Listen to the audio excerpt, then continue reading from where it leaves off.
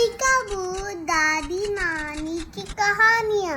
Hi friends, आज दादी माँ 3 दोस्त एलेक्स, बेन और रोमा की कहानी लेकर आई हैं, जिन्होंने अपने ज्ञान और तार्किक सोच का उपयोग करके एक सुनहरे खजाने का रास्ता खोजा।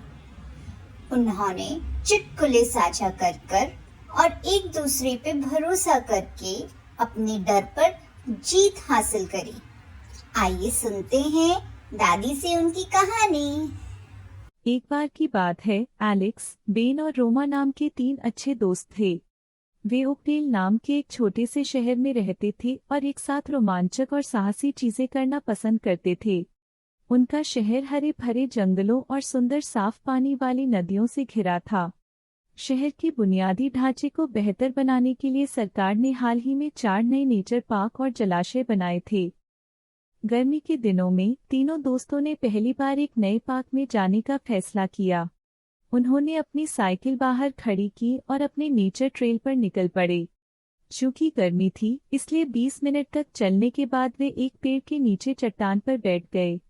अचानक उन्हें अपने पैरों के पास पत्तों में कुछ सरसराहट सुनाई दी। जब उन्होंने नीचे देखा तो उन्हें पत्तों के नीचे कुछ रेंगता हुआ महसूस हुआ। उन तीनों ने एक ही बात सोची, सांप। तुरंत वे तीनों विपरीत दिशा में जितनी तेजी से भाग सकते थे भागे। लगभग 2 मिनट तक दौड़ने के बाद आखिरकार वे हांफते हुए रुक गए। एलेक्स ने बेन और रोमा की ओर देखा और जोर से हंसा। यह एक मजेदार और साहसिक अनुभव था। हालांकि बेन और रोमा के लिए ऐसा नहीं था। वे असमंजस में इधर-उधर देख रहे थे। जब एलेक्स को इसका एहसास हुआ तो उसने चारों ओर देखा और बिना किसी साइन पोस्ट के घने जंगल पाए। उसकी हंसी तुरंत बंद हो गई। सांप के डर से वे इतनी तेजी से भागे कि उन्हें पता ही नहीं चला कि वे पास के वन क्षेत्र में घुस गए हैं। वे केवल पक्षियों के चहचहाने की आवाज सुन सकते थे। एलेक्स, बेन और रोमा बहादुर बच्चे थे, इसलिए उन्होंने जल्द ही अपने डर पर काबू पा लिया और उसी दिशा में वापस जाना शुरू कर दिया जहां से वे आए थे। उन्होंने अपने आसपास का ध्यानपूर्वक निरीक्षण किया और घेरे में घूमने से बचने के लिए जमीन पर निशान बनाए। जब एलेक्स जमीन पर एक और निशान बनाने के लिए बैठने लगा तो उसने पास के एक पेड़ पर कुछ निशान देखे। उन्हें केवल उसके एंगल से ही देखा जा सकता था।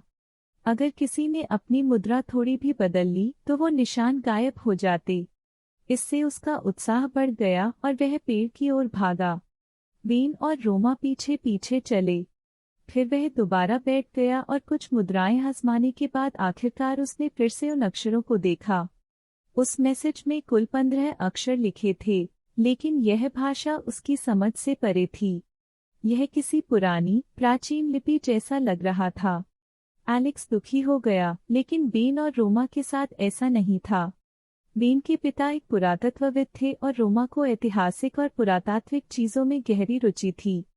उनकी आंखें चमक उठी और बेन ने एलेक्स को एक तरफ धकेल दिया। वाह, इसे देखो, बेन ने चिल्लाकर कहा। क्या यह खजाने का नक्शा हो सकता है? रोमा ने कहा। यह निश्चित रूप से ऐसा ही दिखता है। फिर वे दोनों उन अक्षर के संभावित अर्थों पर चर्चा करने लगे। चलो इसका अनुसरण करें और देखें कि यह हमें कहाँ ले जाता है। तीनों दोस्त खजाना खोजने के लिए उत्साहित थे, लेकिन एलेक्स ने सवाल किया, क्या तुम दोनों इस नक्शे से आश्वस्त हो? अगर हम जंगल में आगे जाते हैं तो हम खो सकते हैं या किसी जानवर से हमारा सामना हो सकता है। मुझे लगता है कि अगर हम वापस चले जाएं तो बेहतर होगा और हम अपने माता पिता के साथ यहाँ दोबारा आ सकते हैं। इस सुझाव पर विचार करने के बाद रोमा बोली, क्योंकि हमारे पास पेशेवर पुरातत्वविद उपकरण नहीं है, इसलिए इस स्थान पर वापस आना बहुत मुश्किल होगा, क्योंकि खजाने का रास्ता इसी पेड़ से है।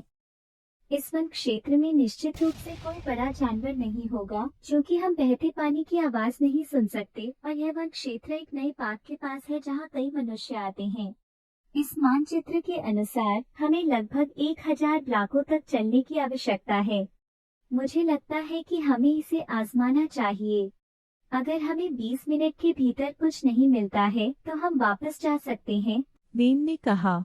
तीनों दोस्त उत्साहपूर्वक उस रास्ते का अनुसरण करने लगे जो उन्हें जंगल के अंदर तक ले गया। वे गिरे हुए पेड़ के तने पर चढ़ गए, छोटी छोटी जलधाराओं से गुजरे और झाड़ियों के बीच से अपना रास्ता निकाला। रास्ते में उन्होंने अपना उत्साह बनाए रखने के लिए चुटकुले सुनाए और खूब हंसी मजाक किया।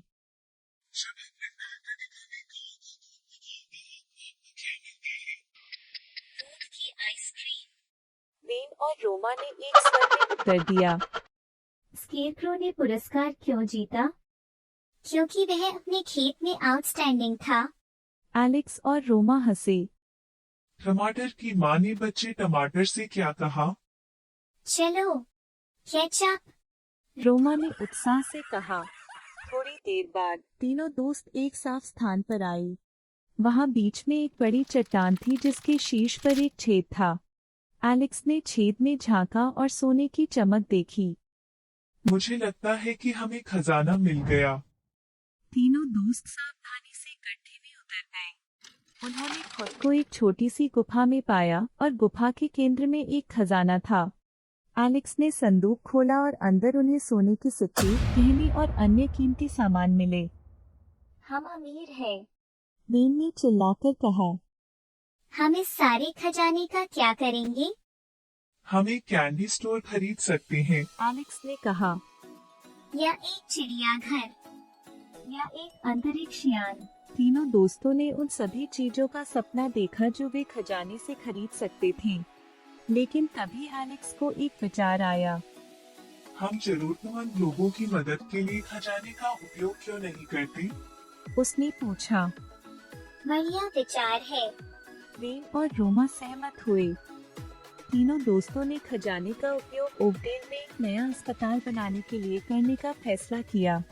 उन्होंने बेघरों की मदद करी और शिक्षा कार्यक्रमों के लिए धन भी दान किया।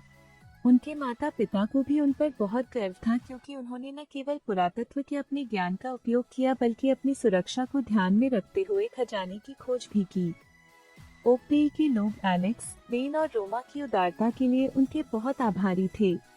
उन्होंने उनके सम्मान में एक बड़ी पार्टी रखी और तीनों दोस्तों को नायक के रूप में सम्मानित किया गया। आशा है आपको यह कहानी पसंद आई होगी। हमारे चैनल को लाइक, शेयर और सब्सक्राइब करें।